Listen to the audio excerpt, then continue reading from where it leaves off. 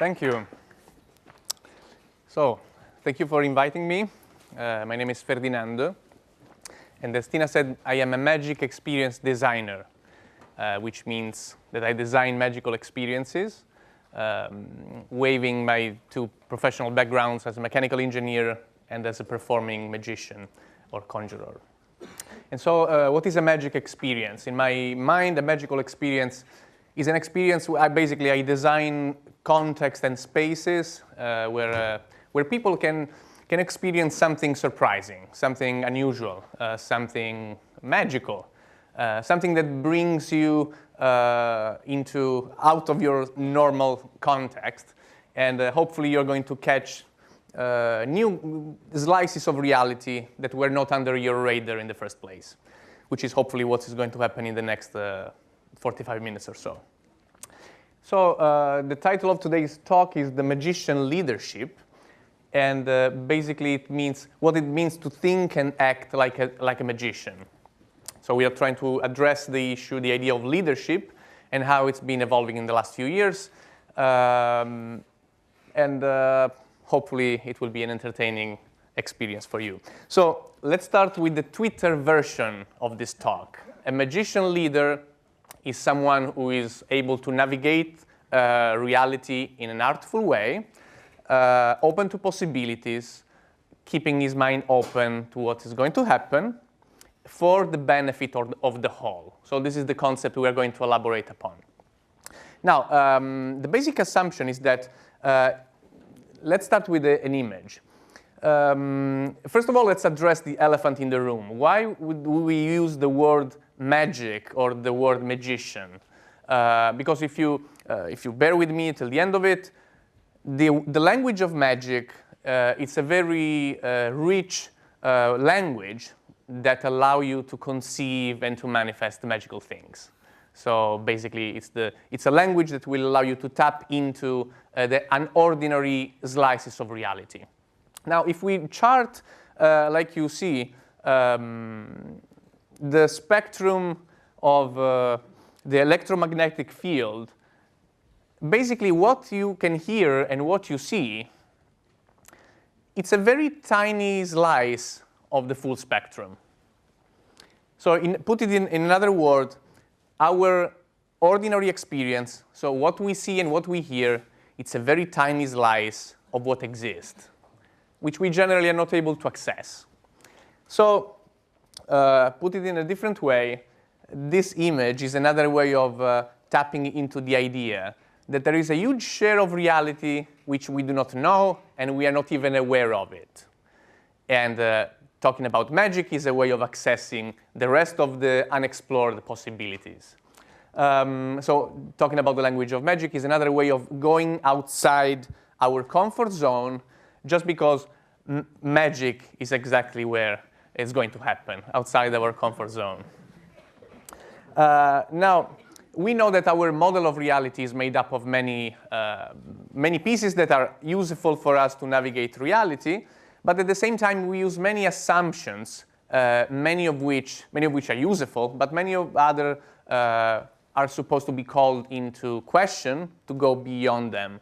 So let me share with you this piece of video created by an English psychology professor called Richard Wiseman, who is also a magician, and most of his work lies at the boundary of perception, psychology, and magic. So take a look at this. This is what we mean when we talk about assumptions.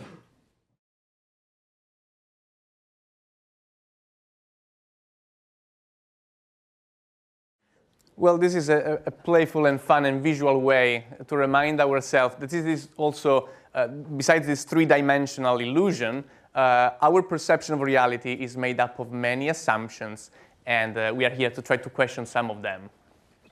Now, to put it in another way, to use a quote by the English visionary poet William Blake, may God us keep from single vision and Newton's leap. So according to Blake was particularly angry with Newton's discoveries on optics because he thought that Newton somehow reduced vision only to its mechanical and physiological aspects, while Blake thought that vision is something broader, and we are here to see how we can see beyond, and to see beyond doesn't happen through our own eyes.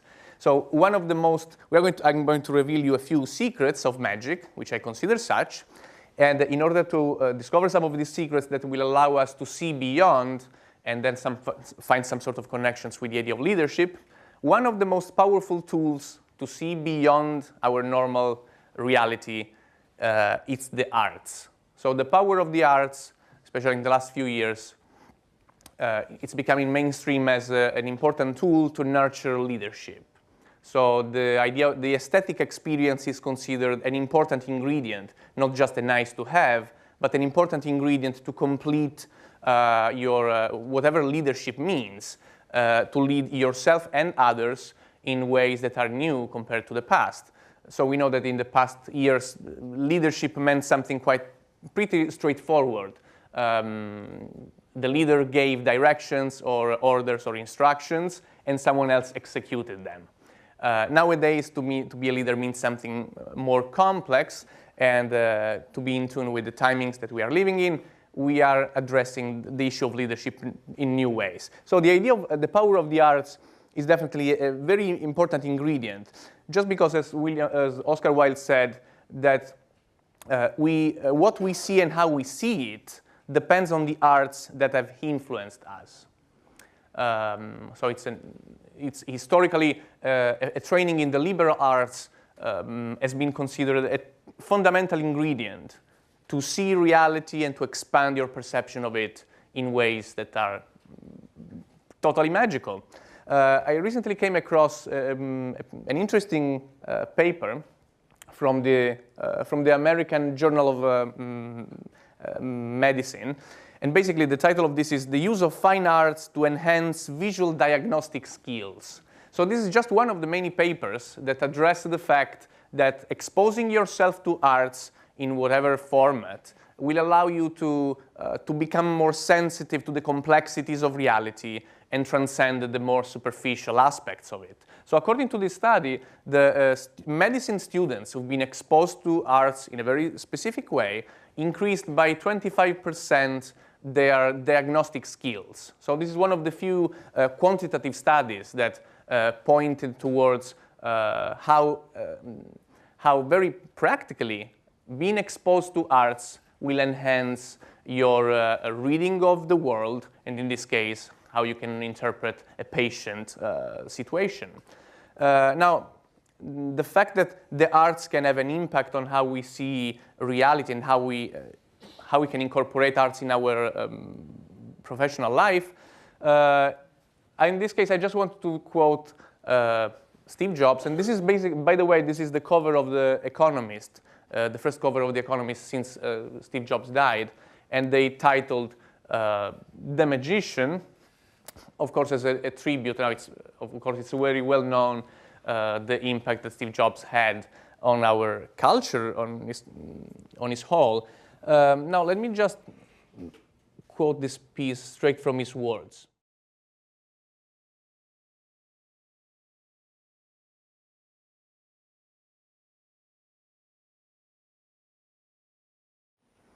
Now, it's already a known fact that this separation between art and science is something wrong. Basically, it's not two opposites. And I found it beautifully captured, the essence of this idea, in the words of Buckminster Fuller, who said that when I'm working on a problem, I never think about beauty. But when I've finished, if the solution is not beautiful, I know it is wrong. So this is another way of trying to address the fact that exposing yourself to art and beauty in whatever format, it's a very key ingredient to bring the concept of leadership, personal leadership, and towards others to its next level. Now, this is the moment of the trivia of the day. Did you know that at some point around the 16th century, some of my European ancestors thought that California was, as a matter of fact, an island? I found this piece of information quite interesting. And by the way, this has been a long-held misconception that went viral. Well, whatever viral meant at that time. And people stick to it.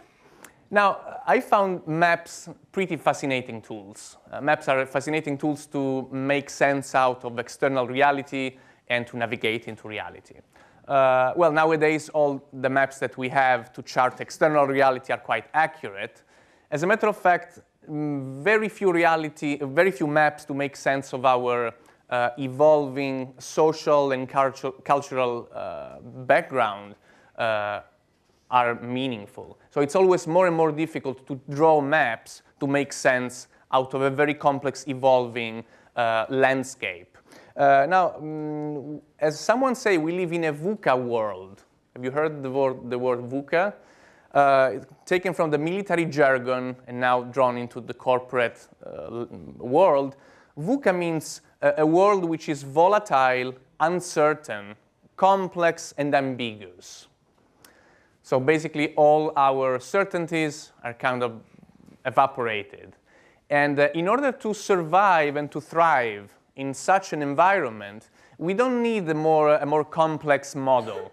We don't need a more refined and more sophisticated map. What is useful to survive into this kind of environment is a concept called negative capability. Now, the idea of negative capability is a creation of the English poet John Keats. According to John Keats, negative capability is the ability to live into uncertainties, to live into mystery, to process and to conceive opposite ideas and nonetheless be able to function. So negative capability is the ability that can be trained to stand in a moment of uncertainty where you don't know, you don't have any much certain reference points, and nonetheless being able to stand into it and be able to function. Now, this is another interesting study. Well, in the field of management literary, there are a multiplicity of studies addressing the fact that nowadays a good manager and a good leader is someone who is able just to stand into a situation without much certainties and be open and being able to navigate into these waters in a comfortable way. So the idea of standing open to what's happening, to what's going to happen, like listening to subtle signals, to weak signals that are emerging, and basically the role of a manager and a leader is to facilitate the emergence of things that want to emerge. But again, the idea of standing in the midst of chaos, standing in the midst of complexity, and nonetheless being able to function. And also being able to go with the flow, as they say, and being open to serendipitous events, because good things can happen. So it's a kind of postmodern kind of faith.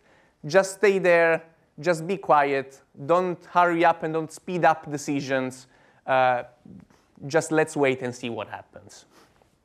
Now, I plan to give you a small pill of negative capability just to train you, just to give you a stimulation of how to endure this idea of negative capability. I'm going to show you a very quick video which is going to blur the lines of what you think is real and is going to blur the lines of your reference point or your frame of reference. And the game is to be able to just experience it without trying to pinpoint, to point it, to pin it down to some sort of explanation and to understanding and just be with it. So let's see what happens.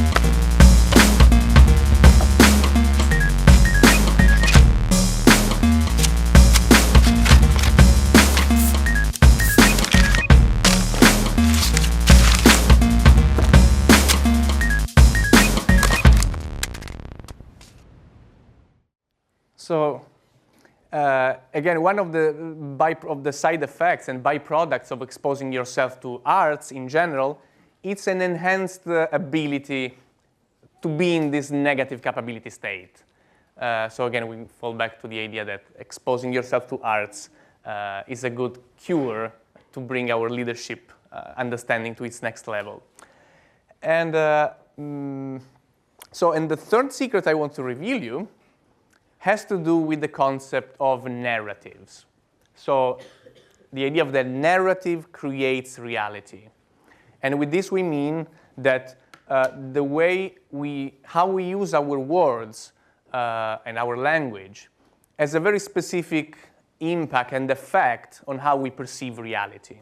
So we perceive reality mediating it through our own language, and how we map experience and how we process them has a very specific psychological impact on us. So basically how we decide to say things, they have a very specific inner outcome. And this is a known fact to people, to linguists who, according to the kind of metaphors and language structures that we use, we shape our understanding of reality. And this is, of course, it has to do with the idea of leadership itself, and calling it magician leadership instead of, for example, warrior leadership, which is the typical narrative domain that it is typically associated with the metaphor of leadership of the last decades. Typically in the 19th and 20th century, that were specifically characterized by control, by certainties, by predictability. Typical metaphors had a warrior-like and control-like, command and control-like flavor. Shifting towards complexity, we are witnessing a shift toward a more organic set of metaphors. And the idea of magic itself is a way of addressing the unknown and mysterious aspects of reality, which are not under our immediate control. Now, a very nice quote that I came up with is that the universe is made of stories, not of atoms. And according to this American poet, the way how we tell ourselves stories, this is another way of addressing the fact, these stories take shape in our reality. And of course, we have our own personal narrative, and also there are collective narratives. Narratives also shape a corporate culture or a nation culture, and we have also global narratives. So there are a multiplicity of levels of narratives. Talking about leadership, a very interesting way of reframing the idea of leadership nowadays is through this piece of writing. Leadership in the 21st century is like dancing on a slippery floor. If you try to stay in control, your energy will be focused on not falling. But if you relax and use the walks on the floor to facilitate your dance moves, it will be a lot more fun and effective. So this is another way. This is a very I found this metaphor very interesting to address the idea of leadership, to go beyond the mere command and control attitude. So just go with the flow and hopefully have fun with it. Now, how can we start to explore our own personal narrative? There is and also to explore, to be aware that narratives can be designed, can be modified, can be woven. They are basically made up, but according to how you make them up, different meanings emerge, different slices of reality emerge. Now you can play a very simple game, which is a very simple question, and the question being, why you do what you do. This is a meme which started as an art project at the art festival called Burning Man. And starting with this very simple line, and there's, of course, a website that you can check. Basically, the question is, try to come up with some sort of narrative, some sort of explanation, some sort of language description of why you do what you do. As simple as this question may seem, the replies that you can come up with can reach quite an interesting level of complexity. And basically, the art project was focused on the fact that you can come up with something quick and nice and short. And the art project was have your photographs with your sign. And basically, the website is a collection of people explaining the world, telling the world why they do what they do. And sometimes when people ask myself, this is a piece of my personal narrative, why people ask, how can a mechanical engineer shift gears and become a magician? As a matter of fact, it's not a radical change, because how I see it, and this is, of course, it's my personal way of describing it, I've always been fascinated with mechanism. I've always been curious how things work, be it a watch or an engine or a magic trick or a psychological mechanism. So the pattern that connects is to understand and come up with how things work. And that's how it makes sense to me to describe what I'm doing, even nowadays.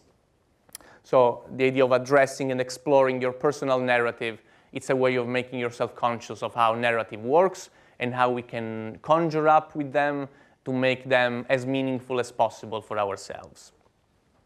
And a last secret that I wanted to share with you, as a matter of fact, secrets are something that can be revealed, but some other secrets are meant to be discovered.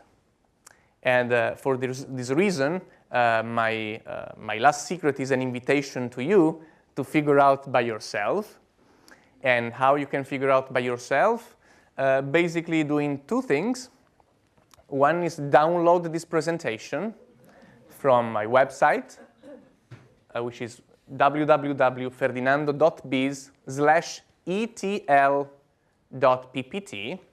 And the moment you review this presentation with a keen eye, there is a secret to be discovered inside of it. So just to keep the feeling of exploration going. And the second thing that you can do is to resort to one of my favorite magic tools ever, and I'm talking about books. Books are a very ancient and powerful way to access hidden dimensions and ordinary dimensions. And this is a list of 10 books that you can, hopefully you can explore. And each one of them explores different nuances of what speaking the language of magic means and entails. Most of them, of course, they have an entrepreneurial and business-like orientation, but as I hope you get so far, most of the ideas we're talking so far are related to your evolution as human beings in the general sense. And so exploring the language of magic is a way of working to a higher frequency. So finally, how can we know if we are walking on the magician path? How can we know if we are walking on the path of being a magician leader? Well, one thing that you can keep your eye on to understand if you are doing your magician leader job properly is to keep your eye on what is called synchronicity. So synchronicity is a fancy word that comes from the work of one of the founding fathers of psychoanalysis, Carl Jung. And in Jung's description, a synchronicity, it's an event, it's a meaningful coincidence. When, for example, like you're thinking about someone and then you meet this person in the street, or you think about someone and the telephone rings and you meet this person. So it's like a synchronicity, it's an event that basically shows a sort of connection between what you're thinking, your inner workings, and the external world. As a matter of fact, as a student of engineering, you are totally in tune with that kind of magic that we call technology. And in the last, say, 400 years, our culture favored this kind of magic that we call technology, which is something outside ourselves. As a matter of fact, the tools of magic that we've been addressing so far, it's the kind of inner technology that can guide yourself to behave and to think and to act like a magician. So talking about synchronicity, synchronicity also shows some sort of connection between past, present, and future. In the words of Albert Einstein, people like us who believe in physics know that the distinction between past, present, and future is only a stubbornly persistent illusion. And so in order to address this idea of what a synchronicity is, I would like to do an experiment which, which is a way of showing you a connection between past, present, and future, and from a connection within inner thinking and external world events. So I'm going to show you what the physicist David Bohm called the wholeness, the unbroken wholeness of the implicate order. So basically, this is what is going to happen. This is the deal. Before coming here, I asked Tina, I sent an envelope to Tina, and asking her to bring this envelope today with her. Tina, will you just confirm this is what I'm saying is true? Yes. Okay, so you have this envelope with you, which you received sometime in the past, and you kept it sealed so far with the promise of bringing it with you today. Is that correct? Yes. So Tina's envelope is holding a thought from the past. Now, today, let's fast forward to today. I asked Letizia, okay? Now, please just confirm that what I'm saying is true. I ask you just to make a blank space in your mind, to think about a playing card and seal the thought of this card into your mind. You had the free choice. Please tell out loud if what I'm saying is correct. Yes, it is correct. And we didn't agree, not only what we just said, right? So you're holding a thought of a playing card freely chosen in your mind. Is that correct? Yeah. So this is, you're holding in your mind the present, a thought from the present. And in a moment, can I ask your help? Sure. Will you come here for a minute? Thank you. And your name is? Akash.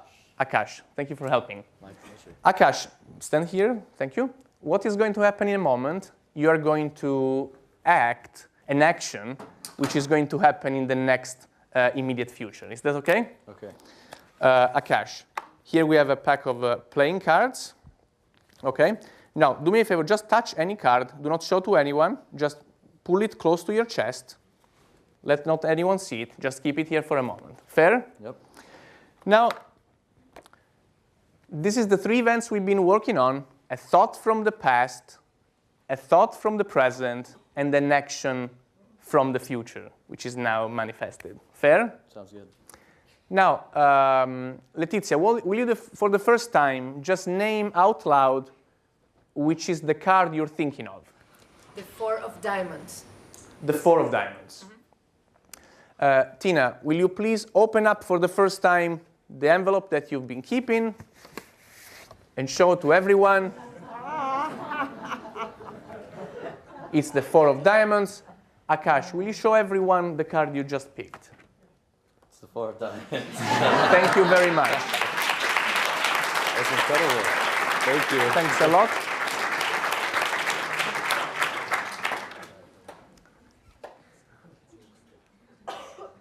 And this is the moment. Any questions? Thank you.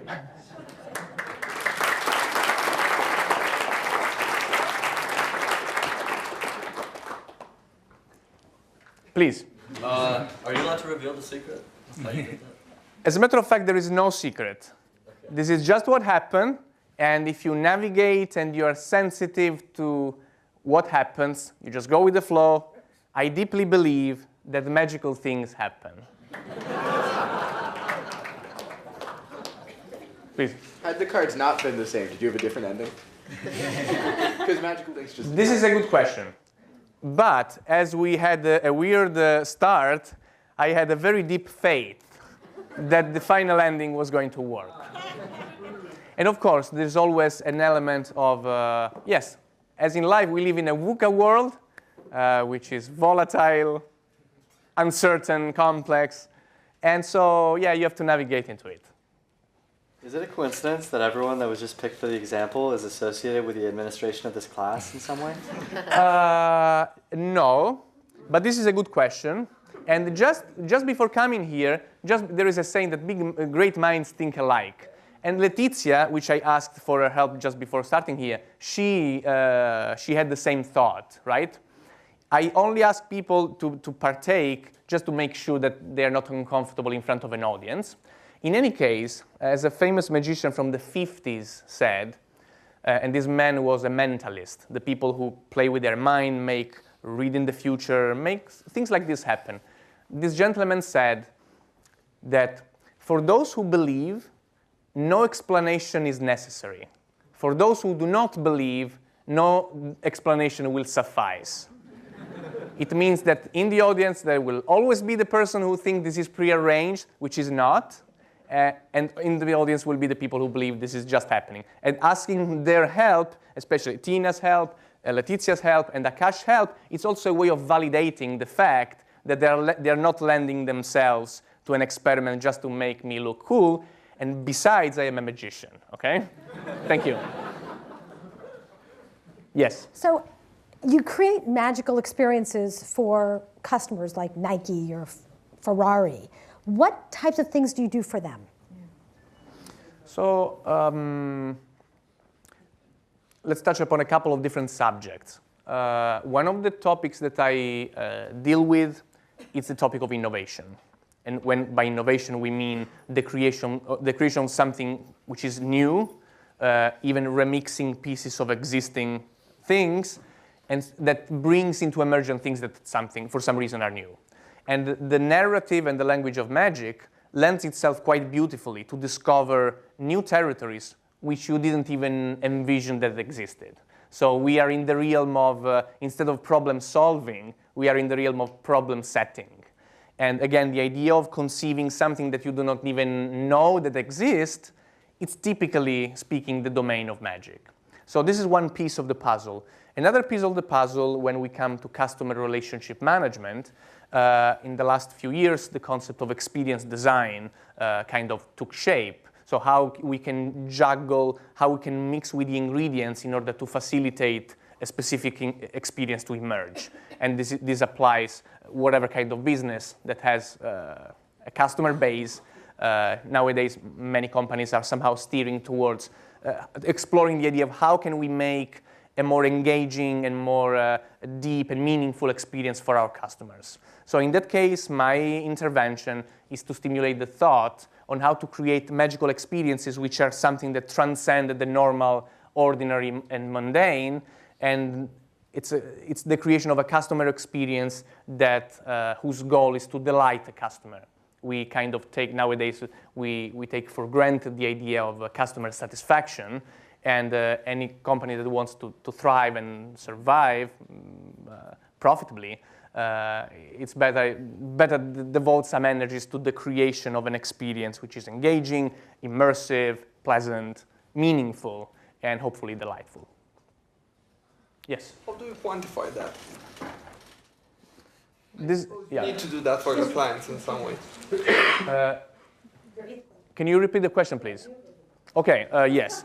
How can you quantify the experiences that you create and their success for your clients, clients? Yes, so the issue of how you quantify an experience is, of course, it's an open question. First of all, if we buy into the narrative of negative capability, for example, there is a huge slice of reality which cannot be measured. So let's assume, even how can we measure if a painting is more worth than another painting or a sculpture? How can we compare a sculpture to a painting or a dish of spaghetti, right? It's a very difficult things to compare. But nonetheless, the idea of addressing how you can measure this, I would say a happy customer, a happy client, a coming back customer that refers you to other customer through words of mouth, it's a pretty good indicator that you're doing a good job. Like when people after a show, like when they applaud, it means that you're doing a good job. or like if you're a stand-up comedian and you get a laugh, it means you're doing a good job. Even if you're not, strictly speaking, able to measure it in a quantitative way.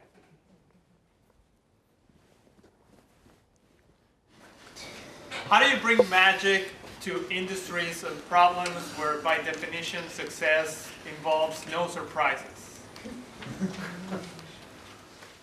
I don't. Well, maybe we have to reframe the concept of surprise. Can you just articulate a little bit more what you mean? I don't know, there's many fields that require a very stable type of environment. Lawyers require no surprise things. Sometimes engineers too. Yet how you bring leadership that comes with the magic that you talk about into these environments? Well, probably some business or some fields can be more, the language of magic can be more coherent if we are talking about products or services. And with this, I agree with you. Some places maybe are more organically ready to speak the language of magic and accept it. But when I talk mainly about the idea of leadership, if we consider this like a personal trait or a personal set of skills, this is something that transcends any business you find yourself into. Does it make sense? So some business and some products may benefit of the language of magic more than others. But when we come to leadership, I think, given this is a personal inner setup, this is something that transcends any specific business. Does the language of magic work in any language? Pretty much, yes. I would say so, yeah. And the more language you know, the more your nuances of making magic happen through language will make your magic richer. So in the lore of magic, a magic spell is basically a piece of language properly crafted and properly designed to make things happen. So without any delving into any new agey quantum gibberish, just sticking to the psychological and linguistic implication of it is already enough, not only the symbolic ones, of course, to explore hidden nuances embedded in the language. Another question, a magician that is an English magician, for example, that is successful in English, is he successful all over the world? So if a magician performing in English, Exactly, yeah. Well, if you're able to tune into the language signal of the person you perform for, that's the trick.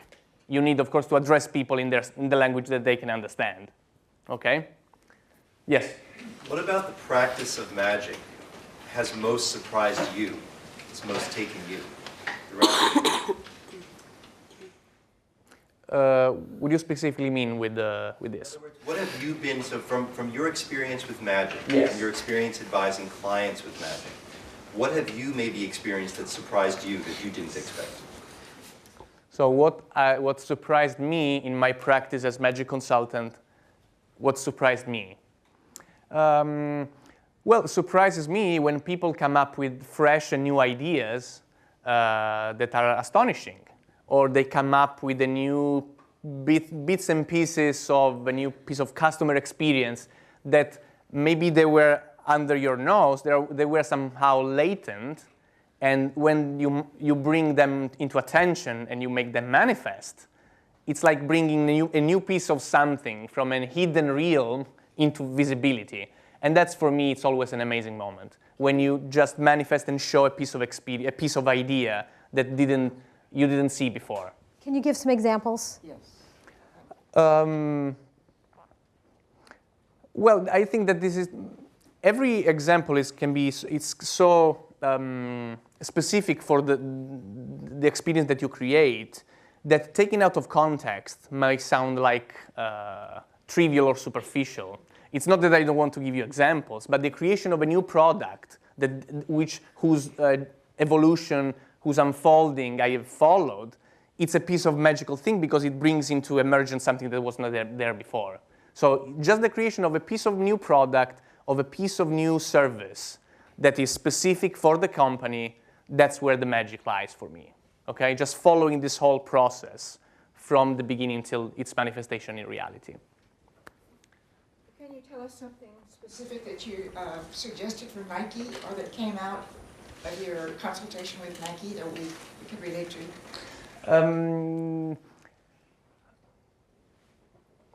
I'm not sure this is something that we can disclose here. Sorry about that. So I think it's a little bit, to articulate might take some time. So I will be willing to do this after the presentation. Thank you. Yes? Do you believe creating magical experiences and innovation is a talent you're born with or a skill that you can learn? I totally believe it's a skill that you can learn. It's a set of ideas and means, generally speaking, that you can definitely explore and put in practice, so it's definitely something that you can learn. Yes. And again, my royal road to this would be the book list that I suggested. So that will open up many doors that will give you directions on how to deal with it. How did you learn magic? Like many young magician kid, since I was a kid, started as a hobby, and then at some point it became my profession. What type of things do you do during the day to bring magical experiences to your life? So how I access, what I do personally to have magical experiences. So of course, I collect experiences. I try to expose myself to a rich variety of very different experiences, and arts being a big share of it, and arts in the form of movies, theater piece, contemporary arts, conceptual arts. And I would say that the rest of the big slice is books. I deeply believe that books, even in this postmodern e-books time era, read on your screen and surf the web, books offer the highest quality of information that you can access. And besides that, it's another way of opening up your mind to a reading experience to tap into very subtle energies. So I would definitely say that books are still a good share of how I personally access magical experiences, besides the one that happen in 3D, three-dimensional life, and keeping exposing myself to wow things. So that's, of course, that's my menu. Yeah. Related to a question on target audience, in your experience, what type of people are more willing to read what you do? Who tend to be more cynical? And when you confront cynics, do you try to convert them? If so, how do you convert the cynics? Mm-hmm. So the question is, what is the ratio of people who are sensitive to this language of magic and who are the cynical, and how I deal with them if I try to convert them? Is that correct? I would not say I try to convert them. I think that magic as an art form, as a performing art, some people are drawn to it. Other people totally reject it. Like many people hate to go to a jazz concert, and people do not go to movies, or people do not listen to music, generally speaking. So there is not one size fits all art form. And so I would say that people who are sensitive or who have an intuition of a feeling that this narrative of magic is meaningful or interesting or activate curiosity, that's somehow the people whom naturally and organically I get in contact with. When we come to the cynical, again, back to the idea that no matter how you try, this is not something, the narrative and the language of magic is something very fragile. You cannot push it to make someone get it, and you cannot force it if for some reason you have an intuition that this is something that makes sense. Otherwise, you just, as another meme, you can drop it. But I do not believe that it's something that you can force, or you can sell, or you can persuade, not even convert someone who's not already somehow in tune with this kind of vibration. You used a video by Richard Wiseman, who's quite big in the modern skeptical community. Yes. There are many magicians in the modern skeptical community. And the goal of that is to show people how easily we're fooled.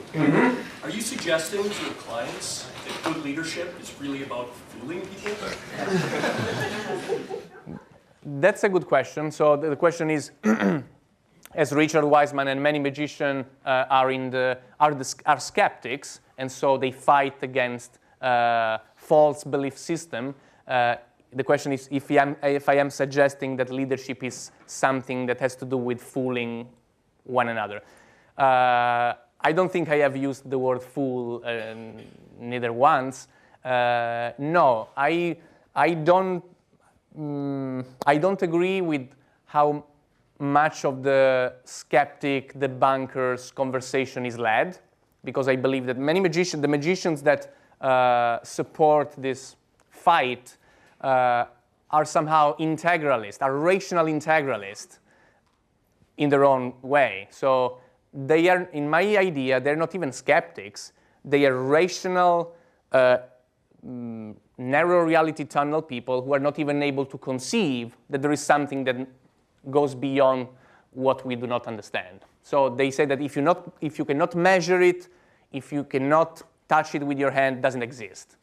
And this is, in my perception, in my perspective, this is a limited view of reality. So back to the idea of trying to fool other people, no, I don't believe it. I don't believe that leadership has nothing to do with fooling other people. I believe that leadership, in this magician leadership format, is a way of engaging people, empowering people, and let them buy your own narrative because they found it meaningful and resonant with how they feel. And so leadership is a way of playfully seducing people to play on a project, to devote their energies to a goal which they deeply believe that it's worthwhile pursuing.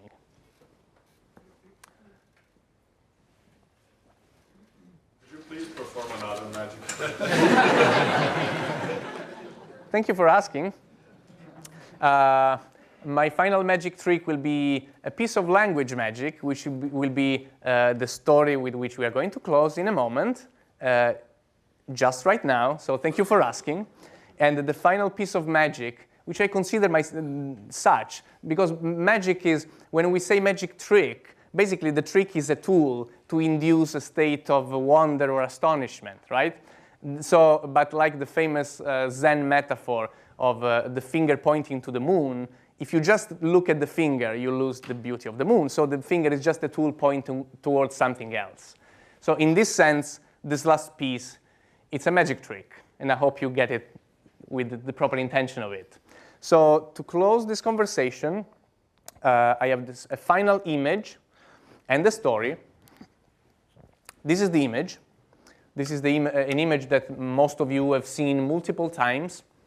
It is called Earthrise, and it's been shot in 1968 by the crew of astronauts from Apollo 8 that were the first bunch of people that escaped the Earth gravitational field.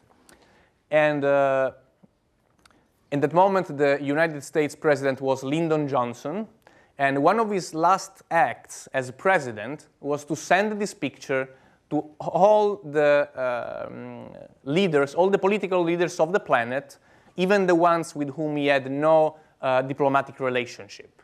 And in Lyndon Johnson's intentions, sending this image was an invitation to reconsider, from this transformational perspective, to reconsider our endeavors on the planet, our divides and our challenges as a whole.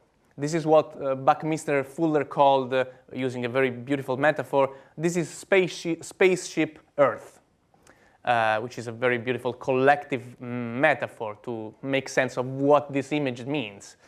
And so all of this to say that as magician leaders, we have to